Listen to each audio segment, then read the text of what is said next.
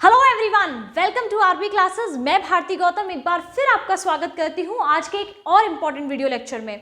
हम लोग जैसा कि प्रीवियस वीडियो में डिस्कस कर रहे थे कंजर्वेटिज्म के बारे में, जिसमें हम लोगों ने उनकी न्यू आइडियोलॉजी, मतलब न्यू से मतलब ये है कि उन्होंने कुछ मॉडर्नाइजेशन को एक्सेप्ट किया था जो नेपोलियन ने स्टार्ट किए थे, ठीक है। लेकिन हमने क्या देखा लास्ट में कि 1815 में ये जो नया कंजर्वेटिव आइडिया आया, ये जो लोग थे ये लोग बहुत ज्यादा ऑटोक्रेटिक थे, निरंकुश थे। क्यों ऐसा हमें कैसे पता चला? क्योंकि उन लोगों ने सेंसरशिप लगाना शुरू कर दिए। फ्रेंच रिवॉल्यूशन के टाइम पर जितने भी सॉन्ग्स थे, हिम्स थे, जो उससे रिलेटेड मेमोरीज थी, उन सभी को जो है वो बैन करना शुरू किया। लेकिन जब आप स्प्रिंग को दबाओगे, जब आप ज्वालामुखी को दबाने की कोशिश करोगे, तो ऑब्वियस सी बात है कि वो उछलेगा, वो ज्यादा जोर से फूटेगा। तो हम लोगों ने डिस्कस किया था कि यहाँ पर अब एक नया दल उभर के आ रहा था, एक नया ग्रुप उभर रहा था, जैसे हम लोगों ने कहा रेवोल्यूशनरीज। अब ये रेवोल्यूशनरीज कोई दूसरे ग्रह के प्राणी नहीं थे, वहीं रहने वाले लोग थे। लेकिन इन्हें रेवोल्यूशनरीज क्यों कहा गया, क्या रीजन था, और ये लोग कौन थे, ये सारी चीजें जो है हम लोग आज के इस वीडियो में डिस्कस करने वाले हैं। एंड तक बने रहिएगा, आपके सारे सवालों के जवाब आपको मिल जाएंगे। डाउट्स जो है वो आपके यहीं रखे के रखे रह जाएंगे, और सब जब आप जाओगे तो सब कुछ क्लियर हो जाएगा। क्लियर है? चलिए चलते हैं इस वीडियो में आगे की तरफ, देख लेते हैं कि रेवोल्यूशनरीज कौन थे। हम पढ़ने वाले हैं दी रेवोल्यूशनरीज। देखिए 1815 का टाइम पीरियड, जिस टाइम पर हुआ क्या, नेपोलियन को हरा दिया गया और जो कंजर्वेटिव जो रेजिम थी वो बहुत ज्यादा स्ट्रांग हो गई, वो आइडियोलॉजी बहुत ज्यादा स्ट्रांग हो गई। उस आइडियोलॉजी, जब कोई एक पावर स्ट्रांग होती है और जब उसे बदला लेना होता है दूसरी वाली से, क्योंकि उसके संग पहले कभी गलत किया गया हो, तो वही बदले वाली जो भावना थी ना, उस बदले वाली भावना ने क्या किया कि बाकी के जो लिबरल नेशनलिस्ट थे उनको अंडरग्राउंड होने पर मजबूर कर दिया। अब जो है वो लिबरल नेशनलिस्ट डर गए कि अब हमारे साथ भी वही होगा कि जैसे हमने उन्हें उखाड़ फेंका, अब ये लोग भी हमारे साथ कुछ वैसा ही करेंगे। तो वो लोग पहले से ही जो है वो क्या हो गए, अंडरग्राउंड हो गए। तो हुआ क्या, during the years of 1815 the fear of repression drove many liberal nationalist underground. ये लोग अंडरग्राउंड हो गए। अब जब हम किसी चीज का ओपनली विरोध नहीं कर सकते, हमें पता है कि वो चीज गलत है, बट लेकिन हम ओपनली उसका विरोध नहीं कर सकते, तो हम लोग दूसरा रास्ता ढूंढेंगे और हम उसका सीक्रेटली अपोज करना उसे शुरू करेंगे। वही सेम चीज जो है वो यहाँ पर हो रही थी। सीक्रेट सोसाइटीज जो है वो फॉर्म की जा रही थी यूरोप में। Secret societies sprang up in many European state. किसी लिए की जा रही थी? ताकि जो रेवोल्यूशनरीज हैं, जो यंग लोग हैं यूरोप के, उनको ट्रेन किया जा सके। किसके लिए? जो रेवोल्यूशनरीज आइडिया हैं उनको स्प्रेड करने के लिए। अब किसी एक आइडिया को एक जगह से दूसरी जगह पहुंचाने के लिए उन्हें लोगों के अंदर डालना पड़ता है ना। वो आइडिया अपने आप पैर चल के तो नहीं चला जाएगा, उसे लोगों के मन में डालना पड़ता है। तो वही रेवोल्यूशनरीज को ट्रेन करने के लिए, यंग लोगों को ट्रेन करने के लिए ये सीक्रेट सोसाइटीज फॉर्म की जा रही थी, ताकि लोग जो है इस आइडिया को ज्यादा से ज्यादा स्प्रेड कर सके, बता सके कि ये जो आइडियोलॉजी इस टाइम चल रही है वो गलत है, ठीक है।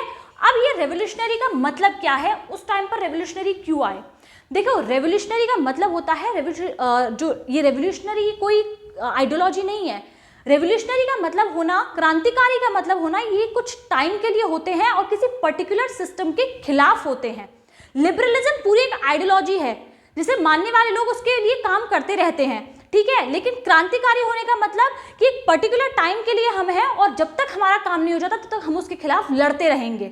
उस पर्टिकुलर सिस्टम के खिलाफ हम लोग जो है तब तक लड़ते रहेंगे जब तक हम उसके खत्म नहीं कर देते। तो वही सेम सिस्टम जो है वो यहाँ था। रेवोल्यूशनरी उस टाइम पर आए, इसका मतलब क्या था? At this time meant to commitment to oppose monarchical forms that had been established after the Vienna Congress। यानी कि ये लोग क्यों आए? जो वियना कांग्रेस के बाद जितनी भी मोनार्कीज थी उनको वापस से क्या कर लिया गया, रिस्टोर कर लिया गया। फ्रेंच रिवॉल्यूशन के टाइम पर उन्हें उखाड़ फेंका गया, लेकिन इन लोगों ने क्या किया, उसे वापस से लेके आ गए। सारी मोनार्कीज को, सारे सिस्टम को इन लोगों ने बदल के रख दिया। तो ये लोग क्या चाहते थे? इन लोगों ने ऑलरेडी फ्रीडम और इक्वालिटी देख ली थी, उसे एक्सपीरियंस कर लिया था, तो ये उस मोनार्की वाले सिस्टम में नहीं रह सकते थे। तो इन लोगों ने क्या किया, इन लोगों ने उसके खिलाफ लड़ने के लिए सीक्रेट सोसाइटीज बनाना शुरू की और एक क्रांतिकारी विचारों को एक जगह से दूसरी जगह पहुंचाने का काम करना शुरू किया। क्रांतिकारी होने के लिए बहुत ज़्यादा ज़रूरी था कि आप लोग जो है वो लिबर्टी, इक्वालिटी, फ्रीडम, इन सब के लिए फाइट करना सीखो। तो वही चीज़ के लिए सीक्रेट सोसाइटीज़ में ट्रेन किया जा रहा था। बहुत से क्रांतिकारी क्या चाहते थे? बहुत से क्रांतिकारियों का कहना यह था कि जो नेशन स्टेट वाला जो सिस्टम है ना, वो इस स्ट्रगल का बहुत इंपॉर्टेंट पार्ट है। क्यों पार्ट है? क्योंकि भाई मोनार्की के अंडर रह के आपको फ्रीडम, इक्वालिटी ये सब नहीं मिल सकता। आपको वो नहीं देंगे कि आप जो है अपनी मर्जी से गवर्नमेंट को चुनो, आपकी मर्जी से जो है हम लोग टैक्सेस को इंक्रीज करेंगे या डिक्रीज करेंगे, हम कस्टम ड्यूटीज हटा देंगे, हम अपनी मर्जी से जो है आप करेंसीज आप लॉन्च कर सकते हो, वेट मेजरमेंट का सिस्टम देख सकते हो। आप ये मोनार्कीज में नहीं कर सकते। उसके लिए बहुत जरूरी है कि एक नेशन यूनिटी हो, ठीक है ना। और वो नेशन यूनिटी हम लोग पिछले वीडियो में पढ़ चुके हैं। वो लिबरलिज्म जो है वो कहीं ना कहीं इस नेशनलिज्म से जुड़ा हुआ है। तो सभी क्रांतिकारी चाहते थे कि नेशन स्टेट का फॉर्मेशन होना चाहिए और इस स्ट्रगल का एक बहुत ही इंपॉर्टेंट पार्ट ये था। क्लियर है यहाँ तक सारी चीजें? अब इस रिवोल्यूशनरी टॉपिक में हम लोग एक जो क्रांतिकारी हैं उनके बारे में हम लोग पढ़ने वाले हैं, जो कि है जुसेप्पे मैज़नी, जिनका इटली के यूनिफिकेशन में एक बहुत बड़ा हाथ था। किसका? इटली के यूनिफिकेशन में इनका बहुत बड़ा हाथ था। ये हैं जुसेप्पे मैज़नी, ठीक है ना। ये इनका जन्म कहाँ हुआ, इनके बारे में जो थोड़ी बहुत इन्फॉर्मेशन आपकी बुक में दी हुई है उसे हम लोग एक बार देख लेते हैं। जो कि है ये एक इटालियन रिवोल्यूशनरी थे।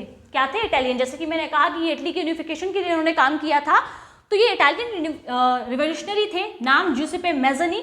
बॉर्न हुए थे ये गेनोआ और 1807 में इनका बर्थ है। क्या? 1807 में। उसके बाद जो है ये एक सीक्रेट सोसाइटी के मेंबर बन गए कार्बोनारी में। कार्बोनारी एक सीक्रेट सोसाइटी थी, उसके ये मेंबर बन गए। और फिर बाद में क्या हुआ, इनको 24 साल की उम्र में इन्हें एग्जाइल दे दिया गया लिंगुरिया में रेवोल्यूशन क्रिएट करने के लिए, रेवोल्यूशन वहां पर भड़काने के लिए। वहां से देश निकाला इनको दे दिया गया। जब देश निकाला इनको दे दिया गया तो ये चुप नहीं बैठे। इन्होंने क्या किया, इन्होंने और सीक्रेट सोसाइटीज बनाना शुरू किया और इन्होंने 2 और सीक्रेट सोसाइटीज को क्या किया, फाउंड किया, जो कि एक थी यंग इटली और एक थी यंग यूरोप। यंग इटली जो है मर्साइज की थी और यंग यूरोप जो है वो बर्न की थी। बहुत ही इंपॉर्टेंट क्वेश्चन क्या है, बहुत ही इंपॉर्टेंट क्वेश्चन है। आप लोगों से पूछा जा सकता है कि इन सोसाइटीज को किसने फॉर्म किया था। जुसेप्पे मैज़नी के बारे में आप लोगों से इंफॉर्मेशन पूछी जा सकती है। आप इटली का यूनिफिकेशन जब लिखेंगे तो उसमें जुसेप्पे मैज़नी की काफ़ी सारी चीज़ें आपको देखने को मिलेंगी कि इनका एक बहुत बड़ा रोल जो है वो इटली यूनिफिकेशन में रहा है, ठीक है।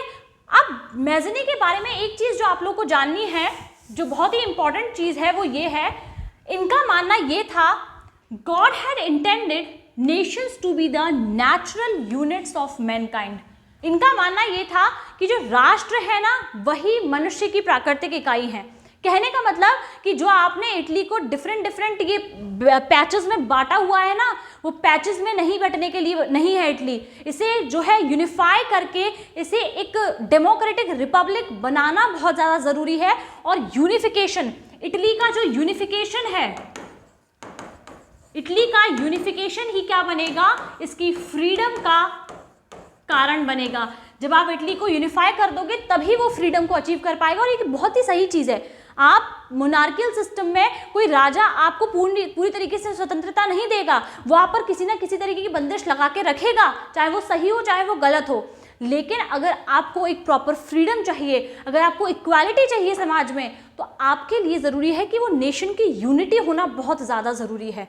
वो नेशन स्टेट वाला जो फॉर्मेट है वो बहुत ज़्यादा होना ज़रूरी है कि आप भी अपने आप को उस टेरिटरी का पार्ट समझो।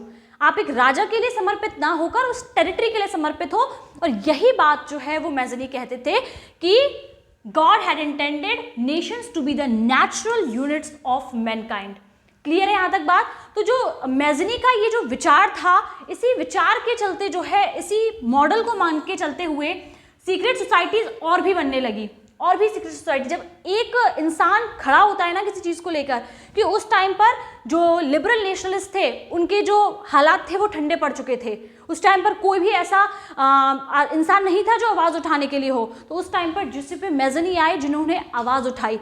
एक अकेला इंसान जिसने आवाज़ उठाई, जिसके लिए चाहिए बहुत हिम्मत। तो इन्होंने वो हिम्मत दिखाई और उस हिम्मत का नतीजा क्या हुआ कि जो कंजर्वेटिव्स थे वो बहुत ज़्यादा डरने लगे कि अब जब आवाज़ उठने लगी है, और इस आवाज़ के चलते बहुत सारी जगहों पर जैसे जर्मनी, फ्रांस, स्विट्ज़रलैंड, पोलैंड, यहाँ पर सीक्रेट सोसाइटीज़ और भी ज़्यादा फॉर्म होने लगी। और लोग जो है वो अपनी लिबर्टी, अपनी फ्रीडम, अपनी इक्वालिटी के लिए जो है वो आवाज़ उठाने लगे। इटली के यूनिफिकेशन के लिए जिसपे मैज़नी ने पहले ही बात कर ली थी कि अब इटली जो है वो पैचेस में डिवाइड नहीं रहेगा, उसे यूनिफाई हम लोग करवा के रहेंगे। ठीक है, तो इसके बाद आप लोग इटली यूनिफिकेशन के बारे में भी पढ़ोगे। अब जब कह दिया कि मैंने कहा कि कंजर्वेटिव से डरने लगे, तो इस डरने से रिलेटेड मैटरनिक ने तो सीधा एक स्टेटमेंट ही पास कर दिया। वो स्टेटमेंट क्या दिया मैटरनिक ने? The most dangerous enemy of our social order. Our social order से मतलब जो कंजर्वेटिव, जो मोनार्कियल ऑर्डर है, उसका सबसे बड़ा दुश्मन जो है वो कौन है? वो ज्यूसेppe मैज़नी है। इंपॉर्टेंट है, आप लोगों से सीधा स्टेटमेंट पूछा जा सकता है कि किसने बोला था या फिर किसके लिए बोला था। ठीक है ना? Metternich described whom as the most dangerous enemy of our social order। ठीक है ना? तो आप लोगों से उल्टा घुमा के सीधा घुमा के कैसे भी क्वेश्चन पूछ सकते हैं, तो आपको दोनों ही तरीके से जो है वो तैयार रहना है। आई होप आप लोगों को सब कुछ क्लियर हो गया हो, सब कुछ समझ में आ गया हो कि किस तरीके से रेवोल्यूशनरीज आए और किस तरीके से ज्यूसेppe मैज़नी ने इटली यूनिफिकेशन की बात की, किस तरीके से रेवोल्यूशनरी कुछ टाइम के लिए बनते हैं और किस तरीके से सीक्रेट सोसाइटीज़ को फॉर्म किया गया। यहाँ तक सारी चीज़ें क्लियर हो गई होंगी आपको। अगर कोई भी प्रॉब्लम है तो आप लोग मुझे कमेंट बॉक्स में बता सकते हैं। मिलते हैं नेक्स्ट वीडियो में, तब तक के लिए अपना ध्यान रखिएगा, सारी वीडियोस को देखिए ताकि आप कोरिलेट अच्छे से कर पाएँ। ठीक है, thank you very much everyone, bye bye.